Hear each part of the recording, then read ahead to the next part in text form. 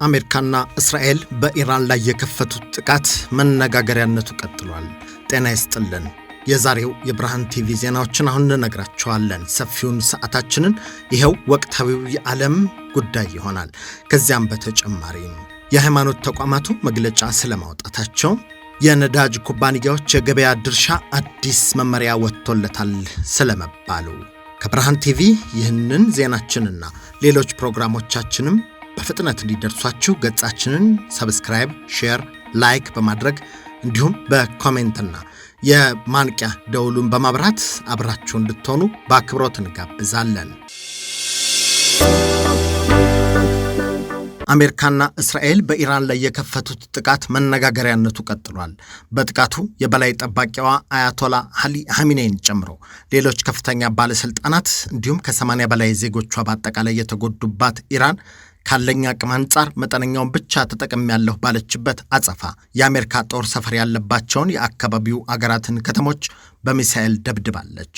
ላለፉት ሳምንታት ከሰላም ንግግር ጎን ለጎን ግዙፍ የጦር አውሮፕላን ማስወንጨፊያ መርከቦቿን ወደ ቀጠናው ስታስጠጋ የከረመችው አሜሪካ እናም ለዘመናት አጋሯ እስራኤል ያስጀመሩት ዘመቻ እንደ አሜሪካው ዶናልድ ትራምፕ ገለጻ የዓለም ክፉ መሪ አያቶላ አሊ ሐሚኔይና የእርሳቸውን ቡራኬ በሚቀበሉ ላይ ብቻ ያነጣጠረ ነው ቢባልም የእስራኤል ሰራዊት በደቡባዊ ኢራን በምትገኘው ሚናብ ከተማ በፈጸመው የአየር ድብደባ በሴቶች ትምህርት ቤት ውስጥ የነበሩ ከ70 በላይ ተማሪዎች ሕይወታቸው እንዳለፈ የኢራን መንግስታዊ የዜና ወኪል IRNA ዘግቧል። የኢራን አብዮታዊ ዘብ በበኩሉ በባህሬን፣ ካታርና የተባበሩት አረብ ኤሚሬትስ በሚገኙ የአሜሪካ ጦር ሰፈሮች ላይ የሚሳኤል ጥቃት ሲፈጽም በተባበሩት አረብ ኤሚሬትስ የወደቀ አንድ ሚሳኤል የሰው ሕይወት እንዲሁም በኢራቅ ጦር ሰፈር 2 ሰዎች ሕይወታቸው ማለፉ ተሰምቷል።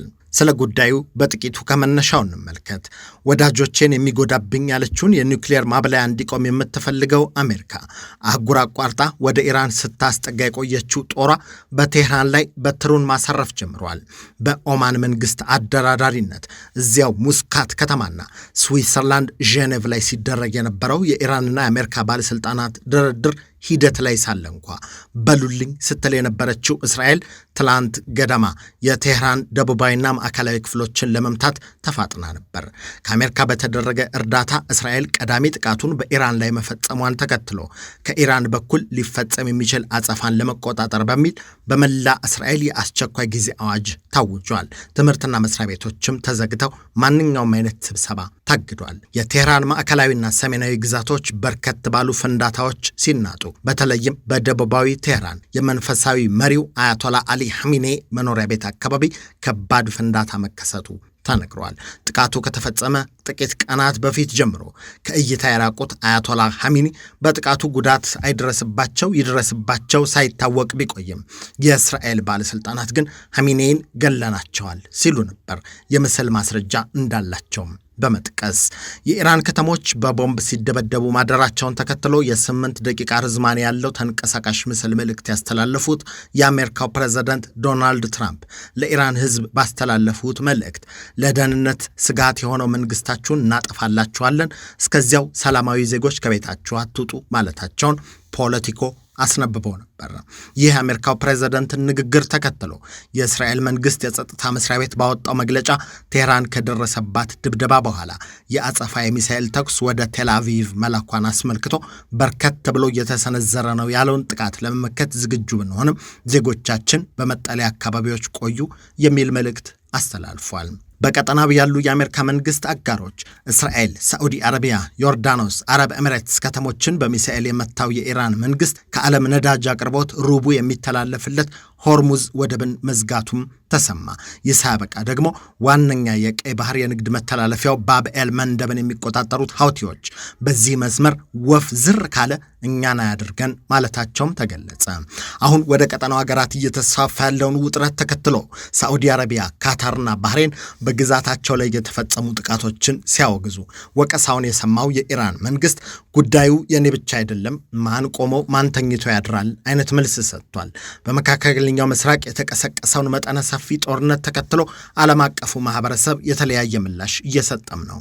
የተባበሩት መንግስታት የሰብአዊ መብቶች ተቋም ኃላፊው ቮልከር ተርክ ጥቃቱ ሰብአዊ ውድመትን የሚያባብስ ነው በማለት ሁሉም ወገኖች ወደ ድርድር እንዲመለሱ ሲማጸኑ፣ እንደ ብራዚልና ቱርክ ያሉ አገራትም ግጭቱ በአስቸኳይ እንዲቆም ዲፕሎማሲያዊ ጥረት እያደረጉ እንደሆነ ገልጸዋል። በተለይ የቱርኩ የውጭ ጉዳይ ሚኒስትር ሃካን ፊዳን ከኢራን፣ ኢራቅ፣ ሳዑዲ አረቢያ፣ ካታር፣ ሶሪያ፣ ግብፅና ኢንዶኔዥያ አቻዎቻቸው ጋር በስልክ ባደረጉት ውይይት ጥቃቱን ለማስቆም በሚቻልባቸው መንገዶች ላይ መምከራቸው ተሰምቷል። በጥቃቱ ከፍተኛ ስጋት ገብቶኛል ያለው የብራዚል መንግስት በበኩሉ ሁሉም ወገኖች ዓለም አቀፍ ሕግን አክብረው ሰላማዊ ዜጎችን፣ ወሳኝ መሰረተ ልማቶችን፣ ታሪካዊ ቦታዎችን ከመጉዳት እንዲታቀቡ ጥሪውን አስተላልፏል። ባለፉት ጥቂት ወራት ከአሜሪካ መንግስት ጋር ተቃቅረው የከረሙት የካናዳው ጠቅላይ ሚኒስትር ማርክ ካርኒ የሰሞኑን ጉዳይ በተመለከተ በሰጡት ሐሳብ ኢራን የኒውክሌር መሳሪያ እንዳትታጠቅ ሲባል ጥቃቱ መፈጸሙ ተገቢ ነው በማለት ውግንናቸው ከአሜሪካ መንግስት ጋር እንደሆነ አመልክተዋል።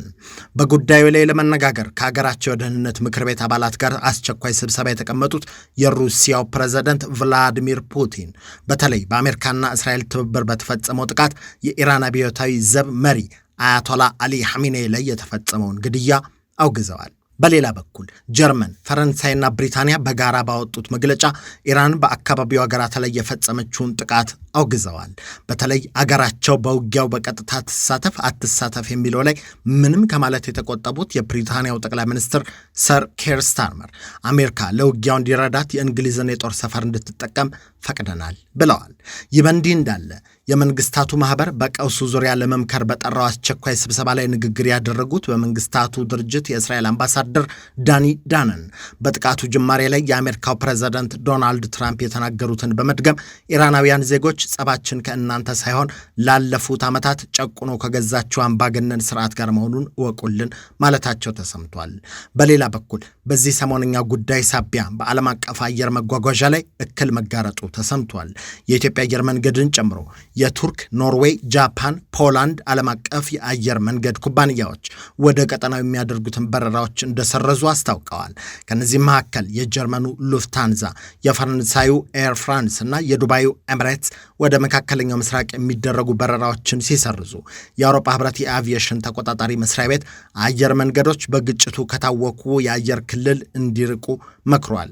በጥቃቱ የኢራን ትልልቅ ባለስልጣናት በመሞታቸው ተቆጥቻለሁ ያለው የኢራን አብዮታዊ ዘብ በአጸፋው ዓለም አይታው የማታውቀውን መሳሪያ አዘንባለሁ ሲል ዝቷል።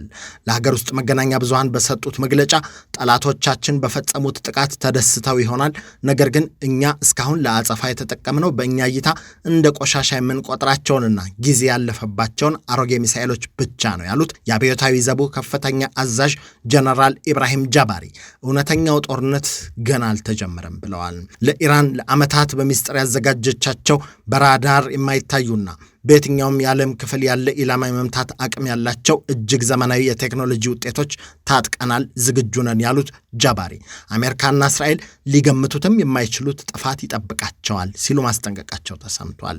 ይህ የዛቻ መልእክት ከተላለፈ በኋላ በወል ትስስር ገጻቸው ባሰፈሩት ጽሑፍ የኢራን ባለስልጣናት ከአጸፋ እርምጃ እንዲታቀቡ የመከሩት የአሜሪካው ፕሬዝዳንት ዶናልድ ትራምፕ አለዚያ ግን የሚደርስባችሁ ቅጣት ከእስከዛሬው በዓለም ከታየው ሁሉ የከፋ ይሆናል ብለዋል። ፕሬዝዳንቱ ሰኞ ማለዳ በመገናኛ ብዙሃን ፊት ቀርበው በሰጡት መግለጫ ደግሞ አዲሶቹ የኢራን መሪዎች ለድርድር በራቸውን መክፈታቸውን ጠቅሰው ውድመቱ ሳይደርስ ይህን ቢገልጹ ጥሩ ነበር፣ አሁንም ቢሆን ግን ለንግግር ዝግጁ ነኝ ማለታቸው ተሰምቷል።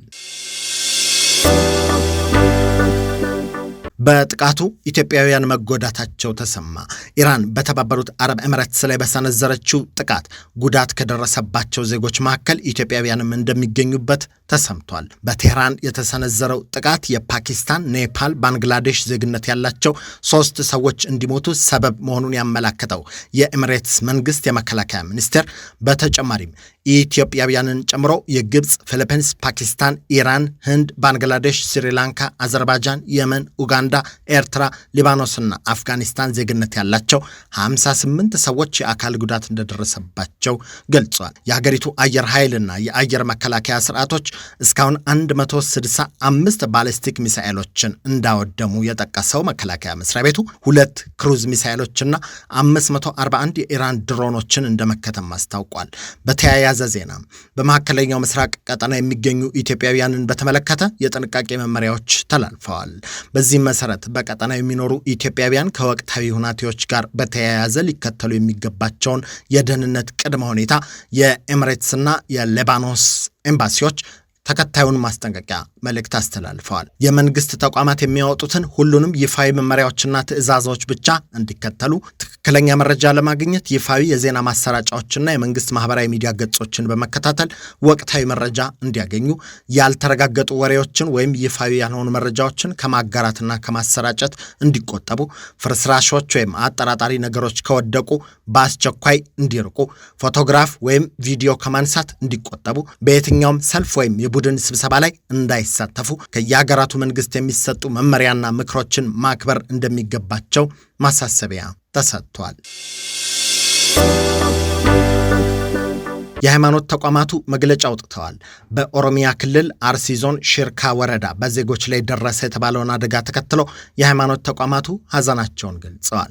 በዞኑ በኦርቶዶክስ ተዋሕዶ ምዕመናን ላይ የተፈጸመው አሰቃቂ ግድያ እንዳሳዘነው ያመለከተው የኢትዮጵያ እስልምና ጉዳዮች ጠቅላይ ምክር ቤት ድርጊቱ የትኛውንም ሃይማኖት እንደማይወክል ጠቅሶ ይልቁንም በሃይማኖቶች መካከል ለዘመናት ያለውን የመከባበር እሴት በመናድ ጥርጣሬና ግጭት ለመፍጠር የተቀነባበረ እኩይ ሴራ ነው ብለን እናምናለን ብሏል።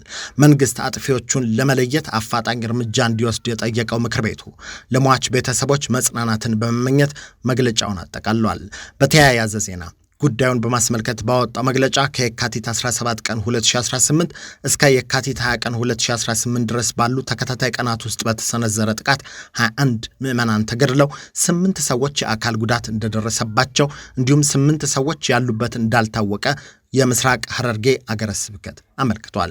ጥቃቱን የሰነዘሩት አጥፊዎችን ለይቶ በመቅጣት ፈጣን እርምጃ መንግስት እንዲወስድ የጠየቀው የጠቅላይ ምክር ቤቱ መግለጫ ለሟች ቤተሰቦችና ወዳጅ ዘመዶች መጽናናትን ተመኝቷል። የነዳጅ ኩባንያዎች የገበያ ድርሻ አዲስ መመሪያ ሊወጣለት መሆኑ ተሰምቷል። በመዲናዋ አዲስ አበባ ጨምሮ በበርካታ የአገሪቱ ከተሞች ነዳጅ ለማግኘት የተሽከርካሪዎች ሰልፍ ከዕለት ወደ ዕለት እየተባባሰ ባለበት በዚህ ጊዜ ባለስልጣን መስሪያ ቤቱ ለዚህ ችግር መፍትሄ ይሆናል ያለውን አሰራር ለመዘርጋት መወሰኑን አስታውቋል። ነዳጅ አቅርቦትና ስርጭት ላይ የሚታዩ ችግሮችን ለመፍታት ያስችላል ያለውን የኩባንያዎች የገበያ ድርሻ አዲስ አሰራር ሊዘረጋለት ማሰቡን የነዳጅና ኢነርጂ ባለስልጣን ያመለክታል። በነባሩ አሰራር ከጅቡቲ የሚጭኑትን የነዳጅ መጠን በጥቅል እንደወስዱና ስርጭቱንም በራሳቸው ፍላጎት እንዲመሩ ለኩባንያዎች ይፈቀድ እንደነበር ያወሳ ባለስልጣኑ ኩባንያዎቹ ለራሳቸው ማደያዎች ቅድሚያ በመስጠታቸው ባለማደያዎች ገንዘብ ከፍለው ለወራት ነዳጅ እንዳይጫንላቸው በማድረግ ለሕገ ወጥነትና ለአቅርቦት መስተጓጎል አጋላጭ አሰራር እንደነበር በጥናት አረጋግጫለሁ ብሏል። በዚህም መሰረት ኩባንያዎች ባሏቸው ተጨባጭ አቅሞች ላይ ተመስርተው የገበያ ድርሻ ድልድል እንደሚከናወንበት በተጠቆመው አዲሱ አሰራር 40 በመቶ በማደያዎቻቸው ብዛት፣ 40 በመቶ በመቅጃ ማሽን ቁጥራቸው እንዲሁም ቀሪው 20 በመቶ በታንከር የመያዝ አቅማቸው ላይ ተመስርቶ የገበያ ድርሻ መወሰኑ ተነግሯል። የልማት ፕሮጀክቶችን በተመለከተ ነዳጅ ለብቻው ተለይቶ በቀጥታ እንዲቀርብ እንደሚደረግና የኢትዮጵያ ነዳጅ አቅራቢ ድርጅትና ኩባንያዎች በጋራ የ1 ወር የጭነት ፕሮግራም አውጥተው ወደ ጅቡቲ የሚገቡ ቦቴዎችን በስርዓት ለመምራት የሚያስችላቸው እንደሚሆን ነው የተነገረው። በአዲስ አበባና በሌሎችም ከተሞች በተለይ በወሩ መጨረሻ ቀናት ተሽከርካሪዎች ነዳጅ ለመቅዳት የሚይዙት ሰልፍ የተጋነነ መሆኑ ሲስተዋል። በዚህም ምክንያት ዘርፈ ብዙ ችግሮች እያጋጠሙ እንደሆነ ሲዘገብ ቆይቷል። የብርሃን ቴሌቪዥን የዩቲዩብ ገጽን ዜናዎችና ፕሮግራሞች በቶሎ እንዲደርሷችሁ ሰብስክራይብ እንድታደርጉ፣ ላይክ፣ ሼር፣ ኮሜንት እንዲሁም የማንቂያ ደውሉን በማብራት ቤተሰብነታችሁን እንድታሳዩን በአክብሮት እንጋብዛለን። ጤና ይስጥልን።